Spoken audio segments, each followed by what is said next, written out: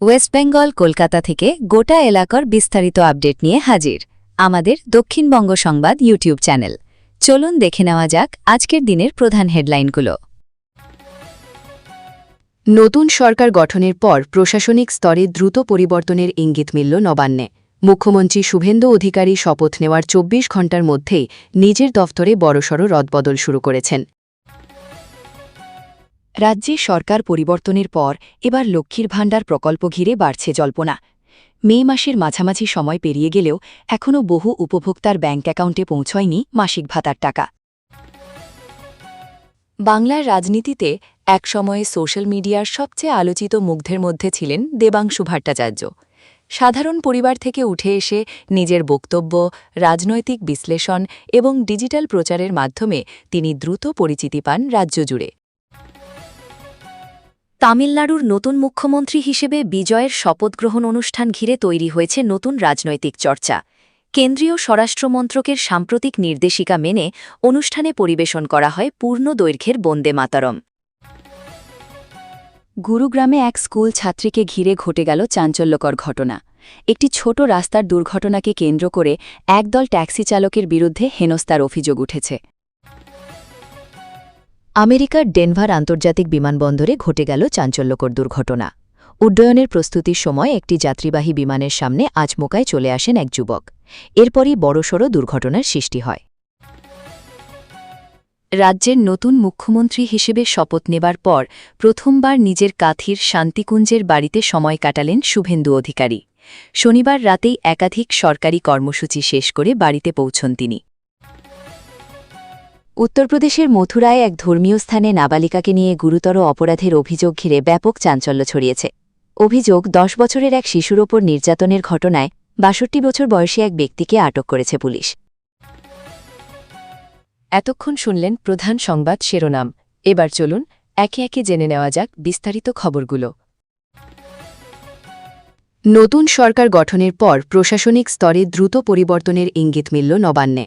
মুখ্যমন্ত্রী শুভেন্দু অধিকারী শপথ নেওয়ার ২৪ ঘণ্টার মধ্যেই নিজের দফতরে বড়সড় রদবদল শুরু করেছেন। এবার মুখ্যমন্ত্রীর দফতর বা সিএমওর গুরুত্বপূর্ণ দায়িত্বে আনা হয়েছে ২ তরুণ আইএএস আধিকারিককে। রাজ্য সরকারের তরফে প্রকাশিত নির্দেশিকা অনুযায়ী ২০১৯ ব্যাচের আইএএস আধিকারিক পি প্রমোদ এবং ২০২০ ব্যাচের আইএএস নবনীত মিত্তলকে যুগ্ম সচিব পদে নিয়োগ করা হয়েছে। এর আগে একজন গুরুত্বপূর্ণ শিল্প ও বস্ত্র দপ্তরে দায়িত্বে ছিলেন, অন্যজন জেলা প্রশাসনের গুরুত্বপূর্ণ পদ সামলাচ্ছিলেন। প্রশাসনিক মহলের মতে নতুন সরকার শুরু থেকেই দ্রুত সিদ্ধান্ত নেওয়া এবং কাজের গতি বাড়ানোর দিকে জোর দিচ্ছে। সেই কারণেই অভিজ্ঞ আমলাদের পাশাপাশি তরুণ আধিকারিকদেরও গুরুত্বপূর্ণ দায়িত্ব দেওয়া হচ্ছে। এর আগেই মুখ্যমন্ত্রীর উপদেষ্টা হিসেবে অভিজ্ঞ প্রাক্তন আমলা সুব্রত গুপ্তকে নিয়োগ করা হয়েছিল। পাশাপাশি একাধিক WBCS আধিকারিককেও মুখ্যমন্ত্রীর দফতরে আনা হয়েছে। রাজনৈতিক বিশ্লেষকদের মতে প্রশাসনের ভিত আরও শক্ত করতে এবং দ্রুত কাজ এগিয়ে নিতে নিজের কোর টিম তৈরি করছেন মুখ্যমন্ত্রী শুভেন্দু অধিকারী। নতুন সরকারের প্রথম কয়েকদিনের পদক্ষেপেই স্পষ্ট, প্রশাসনিক ক্ষেত্রে দ্রুততা ও সমন্বয়ের উপর বিশেষ গুরুত্ব দেওয়া হচ্ছে। আগামী দিনে আরও কিছু গুরুত্বপূর্ণ রদবদল হতে পারে বলেও প্রশাসনিক সূত্রে ইঙ্গিত মিলছে। রাজ্যে সরকার পরিবর্তনের পর এবার লক্ষ্মীর ভাণ্ডার প্রকল্প ঘিরে বাড়ছে জল্পনা। মে মাসের মাঝামাঝি সময় পেরিয়ে গেলেও এখনও বহু উপভোক্তার ব্যাঙ্ক অ্যাকাউন্টে পৌঁছয়নি মাসিক ভাতার টাকা। সাধারণত প্রতি মাসের ১০ তারিখের মধ্যেই টাকা জমা পড়ে, কিন্তু এবার সেই প্রক্রিয়ায় দেরি হওয়ায় উদ্বেগ বাড়ছে রাজ্যের লক্ষ লক্ষ মহিলার মধ্যে। রাজনৈতিক মহলেও শুরু হয়েছে নানা আলোচনা। নির্বাচনের সময় বিজেপির পক্ষ থেকে জানানো হয়েছিল ক্ষমতায় এলে লক্ষ্মীর ভাণ্ডারের পরিবর্তে নতুন নামে অন্নপূর্ণা ভাণ্ডার প্রকল্প আনা হতে পারে। সেই প্রকল্পে ভাতার পরিমাণ বাড়ানোর কথাও বলা হয়েছিল। প্রশাসনিক সূত্রে ইঙ্গিত মিলছে নতুন সরকার পুরনো প্রকল্পের কাঠামোতে কিছু পরিবর্তন আনার সম্ভাবনা খতিয়ে দেখছে, যদিও এখনও পর্যন্ত সরকারিভাবে কোনো চূড়ান্ত ঘোষণা করা হয়নি। এদিকে নবান্নে নতুন মন্ত্রিসভার গুরুত্বপূর্ণ বৈঠককে ঘিরে বাড়ছে কৌতূহল।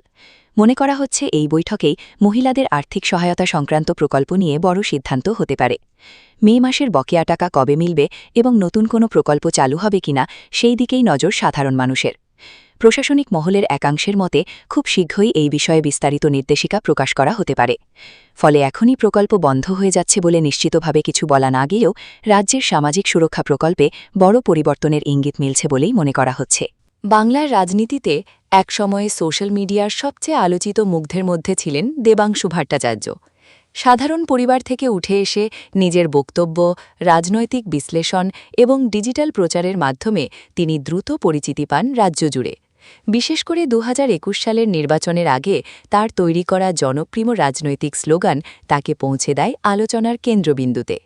এরপর টিভি বিতর্ক, জনসভা এবং সোশ্যাল মিডিয়ায় দলের অন্যতম সক্রিয় মুখ হিসেবে দেখা গিয়েছিল তাকে। কিন্তু সাম্প্রতিক রাজনৈতিক পরিস্থিতিতে বেশ কিছুদিন ধরে তাকে আর আগের মতো সক্রিয় দেখা যাচ্ছে না। সামাজিক মাধ্যমেও কমে গেছে তার উপস্থিতি।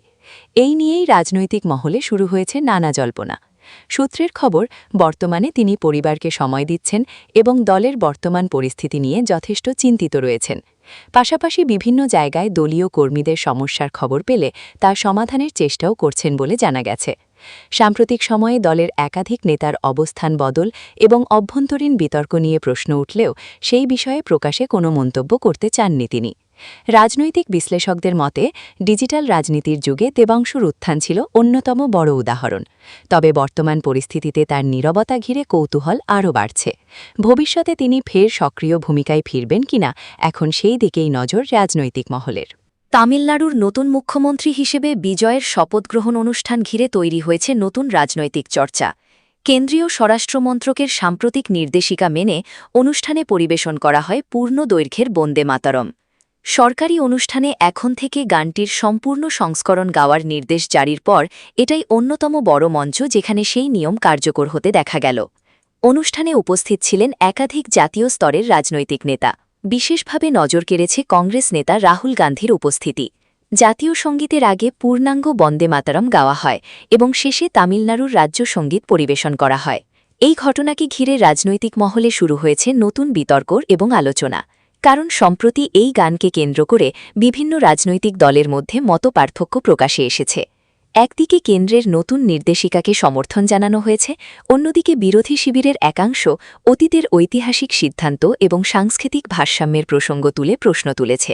রাজনৈতিক বিশ্লেষকদের মতে বিজয়ের শপথমঞ্চে এই পূর্ণাঙ্গ পরিবেশনা শুধুমাত্র সাংস্কৃতিক নয়, রাজনৈতিকভাবেও যথেষ্ট তাৎপর্যপূর্ণ।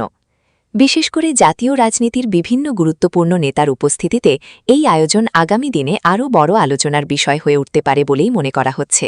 তামিলনাড়ুর নতুন সরকারের সূচনাতে এই ঘটনায় রাজনৈতিক উত্তাপ আরও বাড়ল বলে মত রাজনৈতিক মহলের একাংশের। গুরুগ্রামে এক স্কুল ছাত্রীকে ঘিরে ঘটে গেল চাঞ্চল্যকর ঘটনা। একটি ছোট রাস্তার দুর্ঘটনাকে কেন্দ্র করে একদল ট্যাক্সি চালকের বিরুদ্ধে হেনস্থার অভিযোগ উঠেছে। জানা গিয়েছে, সোহনা রোড এলাকায় একটি গাড়ির সঙ্গে ট্যাক্সির ধাক্কা লাগার পর পরিস্থিতি দ্রুত উত্তপ্ত হয়ে ওঠে। অভিযোগ, কয়েকজন ট্যাক্সি চালক মিলে গাড়িটি ঘিরে ফেলে এবং ভিতরে থাকা ছাত্রী ও চালককে ভয় দেখাতে শুরু করে। আতঙ্কিত ছাত্রীটি নিজেকে নিরাপদ রাখতে গাড়ির দরজা ভিতর থেকে লক করে পরিবারের সঙ্গে যোগাযোগ করেন। পরিবারের দাবি, ঘটনার পরপরই পুলিশ কন্ট্রোল রুমে ফোন করা হলেও সাহায্য পৌঁছাতে দীর্ঘ সময় লেগে যায়। অভিযোগ অনুযায়ী প্রায় ৩৭ মিনিটে একাধিকবার ফোন করা হলেও তাৎক্ষণিক সাহায্য মেলেনি। এই সময়ের মধ্যে ছাত্রীটি গাড়ির ভেতরে চরম মানসিক চাপে ছিলেন বলে জানা গেছে। ঘটনার ভিডিও সামাজিক মাধ্যমে ছড়িয়ে পড়তেই শুরু হয়েছে তীব্র প্রতিক্রিয়া। অনেকেই শহরের নিরাপত্তা ব্যবস্থা এবং জরুরি পরিষেবার কার্যকারিতা নিয়ে প্রশ্ন তুলছেন। এদিকে গুরুগ্রাম পুলিশ জানিয়েছে, গোটা ঘটনার তদন্ত শুরু হয়েছে এবং কেন সাহায্য পৌঁছাতে দেরি হল তা খতিয়ে দেখা হচ্ছে। অভিযুক্তদের বিরুদ্ধে আইনানুগ ব্যবস্থা নেওয়ার আশ্বাসও দিয়েছে প্রশাসন। এই ঘটনাকে কেন্দ্র করে নারী নিরাপত্তা ও জরুরি পরিস্থিতিতে দ্রুত পুলিশি সহায়তার বিষয়টি আবারও আলোচনার কেন্দ্রে উঠে এসেছে। আমেরিকার ডেনভার আন্তর্জাতিক বিমানবন্দরে ঘটে গেল চাঞ্চল্যকর দুর্ঘটনা। উড্ডয়নের প্রস্তুতির সময় একটি যাত্রীবাহী বিমানের সামনে আচমকায় চলে আসেন এক যুবক। এরপরই বড়সড় দুর্ঘটনার সৃষ্টি হয়। বিমানবন্দর সূত্রে জানা গিয়েছে, লস অ্যাঞ্জেলেসগামী একটি বিমান রানওয়েতে দ্রুতগতিতে ছুটছিল। ঠিক সেই সময় নিরাপত্তা বলয় ভেদ করে এক ব্যক্তি রানওয়েতে প্রবেশ করেন বলে অভিযোগ। মুহূর্তের মধ্যেই বিমানটির সঙ্গে সংঘর্ষ ঘটে। ঘটনার পর বিমানের এক ইঞ্জিনে আগুন লাগার খবরও সামনে আসে। পাইলট দ্রুত পরিস্থিতি নিয়ন্ত্রণে আনার চেষ্টা করেন এবং জরুরি বার্তা পাঠান এয়ার ট্রাফিক কন্ট্রোলে। এরপরই বিমানটি রানওয়েতেই থামিয়ে দেওয়া হয় এবং যাত্রীদের নিরাপদ স্থানে সরিয়ে নেওয়া হয়। ঘটনার জেরে বিমানবন্দরে সাময়িকভাবে পরিষেবা ব্যাহত হয়। ইতিমধ্যেই গোটা ঘটনার তদন্ত শুরু করেছে বিমানবন্দর কর্তৃপক্ষ এবং স্থানীয় প্রশাসন। কিভাবে ওই ব্যক্তি কঠোর নিরাপত্তা বলয় পেরিয়ে রানওয়েতে পৌঁছালেন তা নিয়ে উঠছে বড় প্রশ্ন। নিহত ব্যক্তির পরিচয় এখনও জানা যায়নি বলে খবর। নিরাপত্তা ব্যবস্থা নিয়ে উদ্বেগও বাড়ছে যাত্রীদের মধ্যে। বিশেষজ্ঞদের মতে আন্তর্জাতিক বিমানবন্দরের মতো স্পর্শকাতর এলাকায় এমন ঘটনা অত্যন্ত উদ্বেগজনক এবং ভবিষ্যতে নিরাপত্তা আরও জোরদার করার প্রয়োজন রয়েছে। পুরো ঘটনাকে কেন্দ্র করে আমেরিকার বিমান নিরাপত্তা ব্যবস্থা নিয়েও শুরু হয়েছে নতুন আলোচনা। রাজ্যের নতুন মুখ্যমন্ত্রী হিসেবে শপথ নেবার পর প্রথমবার নিজের কাঁথির শান্তিকুঞ্জের বাড়িতে সময় কাটালেন শুভেন্দু অধিকারী। শনিবার রাতেই একাধিক সরকারি কর্মসূচি শেষ করে বাড়িতে পৌঁছন তিনি। রবিবার সকাল থেকেই শান্তিকুঞ্জের সামনে ভিড় জমাতে শুরু করেন অসংখ্য শুভানুধ্যায়ী ও সাধারণ মানুষ। ফুল, মিষ্টি এবং শুভেচ্ছা উপহারে ভরে ওঠে গোটা এলাকা। নিরাপত্তা বজায় রাখতে মোতায়েন ছিল কেন্দ্রীয় বাহিনীও। শুভেন্দুর বাবা শিশির অধিকারী এবং দুই ভাই দিব্যেন্দু ও সৌমেন্দু অধিকারী বহু মানুষের সঙ্গে দেখা করেন এবং শুভেচ্ছা গ্রহণ করেন। তবে দীর্ঘদিনের রাজনৈতিক ব্যস্ততা ও শারীরিক ধকলের কারণে এদিন সকালটা বিশ্রামেই কাটান মুখ্যমন্ত্রী। ঘুম থেকে উঠে পরিবারের বয়োজ্যেষ্ঠদের প্রণাম করেন তিনি। জানা গিয়েছে দুপুরের খাবারে শুভেন্দুর পাতে ছিল একাধিক বাঙালি পদ: মোচার তরকারি, সর্ষে ইলিশ, পোনা কালিয়া, করলা সেদ্ধ, মুরগির মাংস এবং শেষ পাতে টক দই দিয়ে মধ্যাহ্নভোজ সারেন তিনি। পরিবারের সঙ্গে এই সময় কাটানো ঘিরে অধিকারী পরিবারেও ছিল আলাদা উচ্ছ্বাস। এদিকে শান্তিকুঞ্জের বাইরে দেখা যায় অভিনব কিছু দৃশ্য। কেউ শঙ্খ হাতে শুভেচ্ছা জানাতে আসেন, আবার এক বিজেপি সমর্থক ব্রোঞ্জের তৈরি চিতার মূর্তি নিয়ে হাজির হন মুখ্যমন্ত্রীকে উপহার দেওয়ার জন্য। বিকেলের দিকে কলকাতার উদ্দেশ্যে রওনা দেন শুভেন্দু অধিকারী। নতুন দায়িত্ব নেবার পর তার প্রথম দিনের এই পারিবারিক মুহূর্ত এখন রাজনৈতিক মহলেও চর্চার বিষয় হয়ে উঠেছে।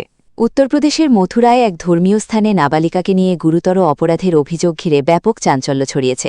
অভিযোগ, 10 বছরের এক শিশুর ওপর নির্যাতনের ঘটনায় 62 বছর বয়সী এক ব্যক্তিকে আটক করেছে পুলিশ।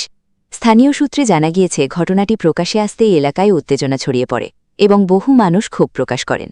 পরে পুলিশ দ্রুত ঘটনাস্থলে পৌঁছে পরিস্থিতি নিয়ন্ত্রণে আনে এবং অভিযুক্তকে নিরাপত্তার মধ্যে থানায় নিয়ে যায়। তদন্তকারীরা জানিয়েছেন শিশুটির স্বাস্থ্য পরীক্ষা সম্পন্ন হয়েছে এবং আইন অনুযায়ী প্রয়োজনীয় পদক্ষেপ নেওয়া হচ্ছে। প্রশাসনের পক্ষ থেকে জানানো হয়েছে শিশু সুরক্ষা সংক্রান্ত আইনের আওতায় গোটা ঘটনার পূর্ণাঙ্গ তদন্ত শুরু হয়েছে।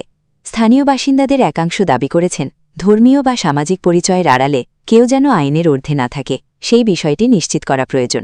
এই ঘটনাকে কেন্দ্র করে শিশু নিরাপত্তা ও সচেতনতা নিয়ে নতুন করে আলোচনা শুরু হয়েছে এলাকায়। বিশেষজ্ঞদের মতে পরিবারের পাশাপাশি সমাজের প্রতিটি স্তরে শিশুদের নিরাপত্তা ও মানসিক সুরক্ষার বিষয়ে আরও সতর্ক হওয়া জরুরি। পুলিশ জানিয়েছে তদন্ত শেষ হওয়ার পর আদালতে দ্রুত রিপোর্ট জমা দেওয়া হবে এবং আইন অনুযায়ী পরবর্তী ব্যবস্থা নেওয়া হবে।